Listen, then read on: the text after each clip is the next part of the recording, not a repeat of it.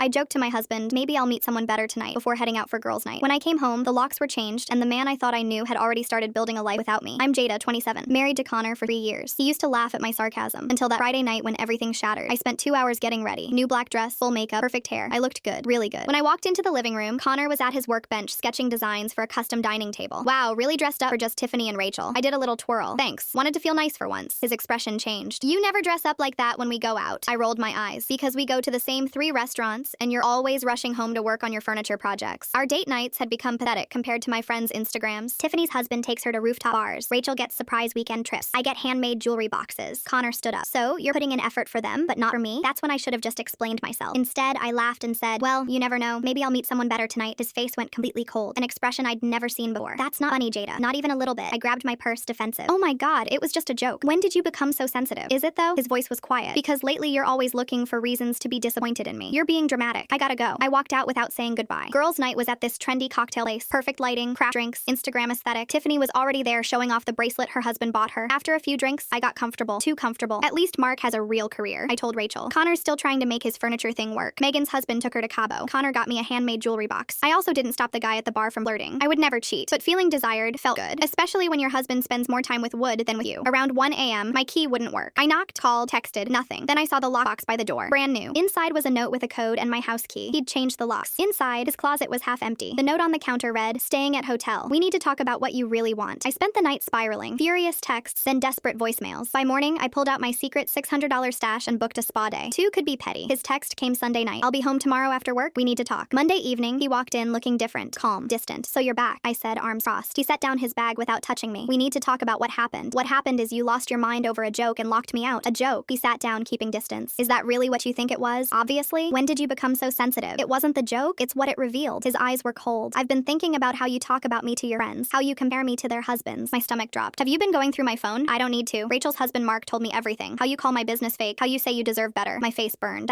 I was just venting. Everyone complains about their spouse. Do they? While joking about finding someone better? Posting photos with guys checking you out? I thought I'd blocked him from those stories. This isn't about Friday, it's about a pattern. He pulled out his phone. The comments about my work, comparing our life to your friends, acting like you're settling. I've been documenting everything. Every put down, every comparison. I talked to a lawyer this weekend. The room spun. I'm not divorcing you yet. His voice was eerily calm, but I'm done being your backup plan while you window shop for something better. Either you want this marriage or you don't. He stood up. You have 1 week to decide. I'll be at the hotel. The locks stay changed until you figure out your answer. As the door closed behind him, I stood there in shock. My stupid joke hadn't created this problem. It had just exposed what I'd been hiding, even from myself. That maybe I had been treating him like a placeholder. That maybe he deserved better than someone who constantly made him feel like he wasn't enough. And now, watching him walk away with his shoulders back and his head high, I realized I might have just lost the only man who ever truly loved me.